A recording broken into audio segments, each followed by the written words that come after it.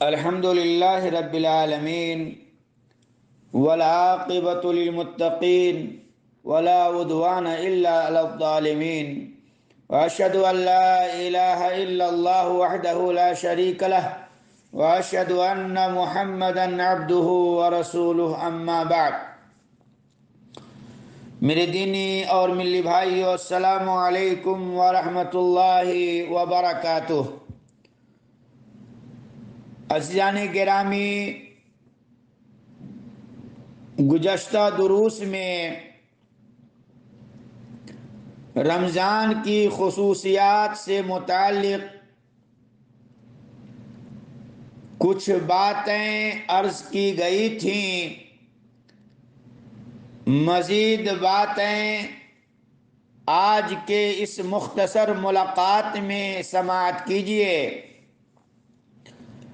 Number 11، ماہ رمضان کی ایک خصوصیت یہ بھی ہے کہ جو شخص ایمان کے ساتھ احتساب اجر و ثواب کی نیت سے ماہ رمضان میں قیام کرتا ہے تو اس کے پچھلے گناہ معاف کر دیے جاتے ہیں. ابو ہریرہ رضی اللہ عنہ سے مروی ہے کہ آپ صلی اللہ علیہ وسلم نے فرمایا، جس شخص نے ایمان کے ساتھ ثواب کی نیت سے رمضان میں قیام اللیل کی، یعنی نماز تراویح پڑھی، اس کے پچھلے گناہ بخش دیے جائیں گے. اسے صحیح بخاری اور مسلم نے روایت کیا ہے. نیز اللہ کے نبی صلی اللہ علیہ وسلم نے فرمایا، جو شخص امام کے ساتھ قیام کرے یہاں تک کہ وہ فارغ ہو جائے تو اللہ تعالیٰ اس شخص کے حق میں پوری رات کے قیام کا ثواب لکھے گا. اسے ابو داؤد وغیرہ نے ابو ذر رضی اللہ عنہ سے روایت کیا ہے اور شیخ شعیب رحمہ اللہ نے اسے صحیح کہا ہے. نمبر 12، رمضان کی ایک خصوصیت یہ بھی ہے کہ جو شخص ایمان کے ساتھ ثواب کی نیت سے رمضان کے روزے رکھتا ہے اس کے تمام پچھلے گناہ معاف کر دیے جاتے ہیں. ابو ہریرہ رضی اللہ عنہ سے مروی ہے کہ رسول اللہ صلی اللہ علیہ وسلم نے فرمایا، جس نے رمضان کے روزے ایمان کے ساتھ اور ثواب کی نیت سے رکھے اس کے پچھلے تمام گناہ معاف کر دیے جائیں گے. اسے صحیح بخاری اور مسلم نے روایت کیا ہے. میرے اسلامی بھائیوں اور بہنوں، ابو ہریرہ رضی اللہ عنہ سے مروی ہے کہ نبی کریم صلی اللہ علیہ وسلم منبر پر چڑھے اور 3 مرتبہ آمین کہا. آپ سے دریافت کیا گیا تو آپ صلی اللہ علیہ وسلم نے فرمایا، میرے پاس جبرائیل تشریف لائے اور میں فرمایا، جس نے ماہ رمضان کو پایا اور اس کی مغفرت نہ ہو سکی اور وہ جہنم میں داخل ہوا، اللہ اسے اپنی رحمت سے دور کر دے. آپ آمین کہے تو میں نے آمین کہا. اسے احمد اور ابن خزیمہ نے روایت کیا ہے اور اس کی اصل صحیح مسلم میں حدیث نمبر 2551 کے تحت آئی ہے اور علامہ البانی رحمہ اللہ نے صحیح الترغیب والترہیب میں کہا ہے کہ یہ حدیث حسن صحیح ہے. ابو ہریرہ رضی اللہ عنہ سے مروی ہے کہ رسول اللہ صلی اللہ علیہ وسلم فرمایا کرتے تھے، جب انسان کبیرہ گناہوں سے اجتناب کر رہا ہو، بچ رہا ہو، تو 5 نمازیں، ایک جمعہ سے دوسرے جمعہ تک اور ایک رمضان سے دوسرے رمضان تک درمیان کے عرصے میں ہونے والے گناہوں کو مٹانے کا سبب ہے.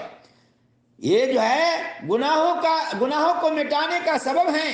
اس سے صحیح مسلم نے روایت کیا ہے۔ اس لیے بھائیوں، اس ماہ مبارک کو ہمیں غنیمت سمجھنا چاہیے اور روزے، قیام اللیل اور قرآن مجید کی تلاوت زیادہ سے زیادہ کرنا چاہیے۔ اس موقع کو غنیمت سمجھ کر کھونے کی کوشش نہیں کیجیے، بلکہ اپنے گناہوں کی معافی کروائیے، اللہ سے معافی مانگیے۔ اے اللہ ہم گناہ گار ہیں، اللہ ہماری گناہوں کو معاف فرما، اے اللہ ہماری تلاوت، اے اللہ ہمارے روزے، ہماری تراویح کو قبول فرما۔ نمبر 13، ماہ رمضان کی ایک خصوصیت یہ ہے کہ اس میں عمرہ کا ثواب کئی گنا بڑھا دیا جاتا ہے۔ نمبر 13، ماہ رمضان کی خصوصیت یہ ہے کہ اس مہینے میں صدقہ کرنا مستحب ہے۔ ابن عباس رضی اللہ عنہما سے مروی ہے کہ نبی کریم صلی اللہ علیہ وسلم اس ماہ میں زیادہ خیرات کرنے میں سخی تھے، اور رمضان میں آپ صلی اللہ علیہ وسلم کی سخاوت کی کوئی حد ہی نہیں تھی۔ اسے صحیح بخاری اور مسلم نے روایت کیا ہے۔ اس لیے اس ماہ مبارک میں ہمیں اور آپ کو زیادہ سے زیادہ سخاوت سے کام لینا چاہیے، صدقہ و خیرات زیادہ سے زیادہ کرنا چاہیے۔ نمبر 14، رمضان کی ایک خصوصیت یہ ہے کہ اس ماہ مبارک میں عمرہ کا ثواب کئی گنا بڑھا دیا جاتا ہے۔ ابن عباس رضی اللہ عنہ فرماتے ہیں کہ رسول اللہ صلی اللہ علیہ وسلم نے ایک انصاری عورت سے کہا، جب رمضان آئے تو اس میں عمرہ کر لو، کیونکہ ماہ رمضان میں ایک عمرہ ایک حج کے برابر ہوتا ہے۔ اسے صحیح بخاری اور صحیح مسلم نے روایت کیا ہے۔ نمبر 15، ماہ رمضان کی ایک خصوصیت یہ ہے کہ رمضان کی ہر رات میں اللہ تبارک و تعالی اپنے کچھ بندوں کو جہنم سے آزادی کا پروانہ عطا کرتا ہے۔ ابو ہریرہ رضی اللہ عنہ فرماتے ہیں کہ رسول اللہ صلی اللہ علیہ وسلم نے فرمایا، جب ماہ رمضان کی پہلی رات آتی ہے تو شیطان اور سرکش جن جکڑ دیے جاتے ہیں، جہنم کے دروازے بند کر دیے جاتے ہیں، ان میں سے کوئی بھی دروازہ کھولا نہیں جاتا۔ بھائیو، جہنم کے جتنے بھی دروازے ہیں سب کے سب اس ماہ مبارک میں بند کر دیے جاتے ہیں اور جنت کے دروازے کھول دیے جاتے ہیں۔ یاد رکھیے، جنت کے اندر 8 دروازے ہیں، ان میں سے جو ہے باب الریان سے روزے دار کو بلایا جائے گا اور ان میں سے کوئی بھی دروازہ بند نہیں کیا جائے گا۔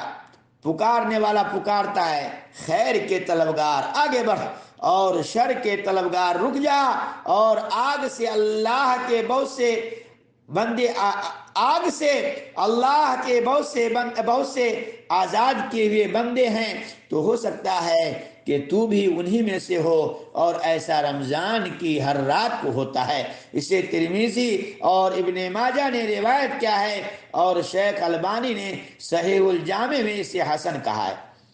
جابر رضی اللہ عنہ کہتے ہیں کہ رسول اللہ صلی اللہ علیہ وسلم نے فرمایا، اللہ تبارک و تعالی ہر افطار کے وقت کچھ لوگوں کو جہنم سے آزاد کرتا ہے، اور یہ رمضان کی ہر رات کو ہوتا ہے۔ اسے احمد اور ابن ماجہ نے روایت کیا ہے، اور بیان کردہ الفاظ ابن ماجہ کے ہیں۔ نیز شیخ البانی نے صحیح ابن ماجہ میں اسے صحیح کہا ہے۔ اس لیے بھائیوں، میں آخر میں اللہ رب العالمین سے دعا کرتا ہوں کہ اللہ تعالی مجھے بھی اور آپ تمام سامعین و سامعات کو ان ساری باتوں پر سن کر عمل کی توفیق عطا فرمائے، آمین۔ اللہ ہمیں اور آپ کو اس ماہ مبارک جیسے موقع کو غنیمت سمجھنے کی توفیق عطا فرما۔ اللہ ہم تمام مسلمان بھائیوں کو اس ماہ مبارک میں زیادہ سے زیادہ نیک کام کرنے، روزہ رکھنے اور قیام اللیل اور قرآن مجید کی تلاوت کرنے کی توفیق بخش۔ الہی ہمیں تمام برائیوں سے بچا لے۔ الہی ہم لوگ گناہ گار ہیں، ہمارے گناہوں کو معاف فرما۔ الہ العالمین جو لوگ بیمار ہیں اللہ انہیں شفاء کلی عطا فرما۔ اے اللہ جو لوگ مقروض ہیں اے اللہ ان کی قرض کی ادائیگی عطا فرما۔ آمین یا رب العالمین۔ اقول قولی هذا واستغفر اللہ لی ولکم من کل ذنب فاستغفروه انه هو الغفور الرحیم۔